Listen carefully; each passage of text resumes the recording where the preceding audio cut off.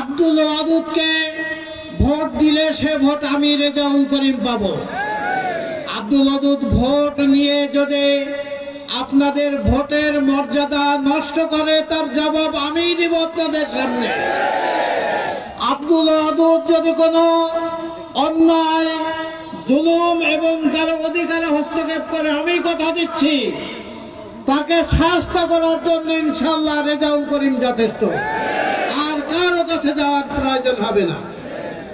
আগামী নির্বাচনে আব্দুল ওয়াদুদের প্রতীক, ন্যায় এবং ইনসাফের প্রতীক, জামায়াত ইসলামের প্রতীক, রেজাউল করিমের প্রতীক দাঁড়িপাল্লাকে ভোট দিয়ে আপনারা বিজয়ী করুন এবং ভোট ডাকাতির কোন স্বপ্ন কেউ দেখলে তাদেরকে উপযুক্ত জবাব দিয়ে দিন। সকলকে ধন্যবাদ। আসসালামু আলাইকুম ওয়া রাহমাতুল্লাহ।